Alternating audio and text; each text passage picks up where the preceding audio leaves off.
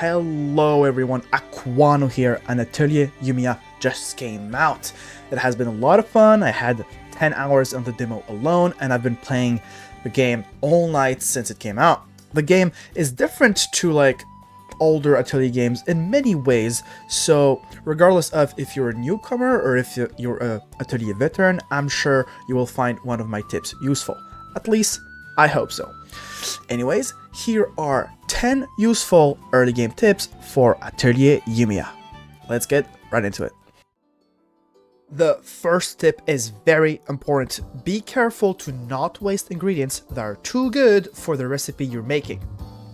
I will go more in detail about all of this in my synthesis guide, but for now, to make it short, look at two things when you synthesize an item: the resonance level and the mana level. So you have like at the bottom left of the screen, when you synthesize an item, you have like the blue circles, the yellow stars. If you use an item that has a high resonance level, and then you see that that item doesn't increase any of the two gauges, then just use an item with a lower resonance level. Do not waste good ingredients if they don't matter, because you might want to craft another ingredient later, and then having one more resonance level on an ingredient could have made the difference, but you wasted it on an item that didn't need it. So be careful, do not waste good ingredients on recipes that don't need them. Next tip is kinda similar, but a lot more simple. If you're not gonna use the item, do not use good ingredients. As simple as that. And this is not just about resonance level, this is also about side effects that are good, higher quality materials, etc. What do I mean by not gonna use them? If you've ever played an Atelier game before, you know that you often have to synthesize an item and give it away for a quest. Unless the quest specifies that you need to reach a certain quality level with the item or something else, use your worst ingredients. Meaning your ingredients with the lowest quality rank, like E or D, and the lowest resonance value you can find. And obviously, ideally ingredients that don't have side effects, that don't have passives that can be useful to you.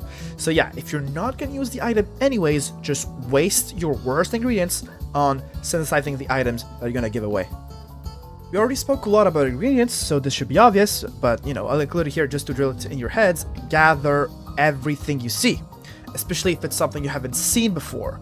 This might come obvious for people who already played a lot of Atelier games, but I'm gonna assume there's a lot of newcomers here. So if there are ingredients you haven't never seen before, or if you don't have in high amount, gather everything you see. Now, it will be hard to literally gather everything because there's ingredients everywhere, but you know what I mean. Gather as much as you can. Atelier games are all about gathering and crafting. It's always good to have a lot of options when synthesizing. So, last tip about synthesizing. When you synthesize an item, you have two cores that you have to fill. One for the item itself, the other one for traits core. So if you don't have that yet in your game, don't worry about it. You unlock it very soon. It's very early in the game. But the tip is, do not bother with the trait core if you're not going to use the item as much. Now, if you're crafting a held item, a weapon, an armor, obviously try to do the best in terms of trait cores. But if it's an item you're not going to use much, you're just crafting it for the sake of a quest or just to craft it, and if you're just going back to the tip number 2, if it's an item you're giving away, don't bother with the trait cores. Just skip that core, focus on the main core, and be done with it. Fifth on the list, we have a combat tip. Do not neglect your other party members in battle. Most of the time, it is fine to stay as one character the whole fight and just let the rest of the party fight for you and just, spam your buttons. But keep something in mind, they are not as good as you at dodging attacks. So, in hard battles, if one of them gets low, take control of them quickly so they don't die. So, because you're good at dodging. If one of your party members is gonna die, take control of them and, dodge the attacks for a while and let the healthy party members fight by themselves. Now, most of the time, you will be able to simply heal them, but if your healing item is on cooldown and you don't want to risk it, just take control of them and dodge. Better safe than sorry. Very early on in the game, you are asked to make a woodland remedy and give it to the injured people. If you haven't made one already, TP to your atelier, to make the one they asked you to do, and instead of making one, make 2 of them, because this is going to be the most important item early game that allows you to heal your party in battle. So give one of them to the NPCs and take one of them. Obviously, use your better ingredients on the one you're going to keep. Now, the game asks you to make one sometime after that in the story, but hey, the earlier the better, especially if you're playing on hard mode. You're going to need that healing pretty much as soon as you can. Next on the list, very simple tip. At the beginning of the game, you have access to some recipes, and among them there are 3 weapons and 1 armor. The weapons are 1 for each party members, and if you craft them, they're probably going to be better than the ones you have. Even though they're the same, they're going to have higher quality, higher level, and some traits if you used ingredients that had passives. So as soon as you have the ingredients necessary, you should craft an upgraded version of your weapons and armor. At number 8, we have a very important exploration tip.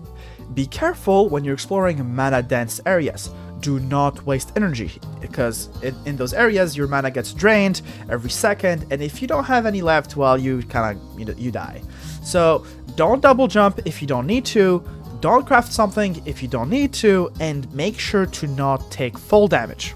And most importantly, if you're close to running out of energy, I would say maybe around 25% or something, open the map and find the closest waypoint that you haven't unlocked. Make sure to use the last bit of energy you have to unlock that waypoint. That way, when you come back to your atelier, you can resume your exploration swiftly and get back to gaming. For our penultimate tip, let me tell you that you should always explore and interact with the things you find on your way. You know, you might be worried about, oh, I'm not advancing the story, I'm getting distracted, I'm getting sidetracked, but no, that's a good thing. That's how the game is supposed to be played. If you find a random side quest, a random puzzle to do everything. If you're curious about some recipe you unlocked, craft it. Why? Because when you finish a certain chapter of the story and before you can have access to the next region, next area, the game will force you to do that. They will give you what we call what they call pioneering effort challenges, which is a bunch of side quests that you need to do in order to progress to the game. Our last tip is the most important one in my opinion, because it involves SP investment. Where should you invest your SP? There are 3 skill trees in this game that you can invest in, and they serve as a game progression mechanic. I will be talking about the skill trees with more details in another video, but for now, here is a simple tip. Focus on the synthesis and exploration tree before the combat one. This game is kinda easy. Even on hard mode, it's not that hard, especially if you take the time to craft proper good gear, which is why the exploration tree is crucial to get better ingredients, and the synthesis tree is broken because it allows you to synthesize better items. If you're someone who's more about combat and exploration than crafting, then maybe you can go ahead and unlock friend action, which unlocks a cool mechanic in the combat tree. But I don't recommend investing further in combat early game, since the gathering and synthesis skills are literally game changing. Like this one that increases the rank of any ingredient you gather. Now I'm talking about early game. After that, you can invest in anyone you want, depending on what you prefer. But early game, I would say investing in gathering and synthesizing is a lot better.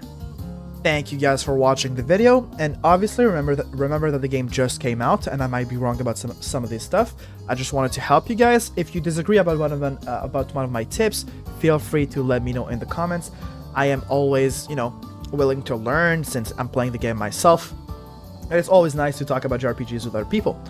So yeah, thank you guys for watching. I hope you enjoyed the video, and subscribe if you want more Atelier Yumia content. It was acwano. Peace.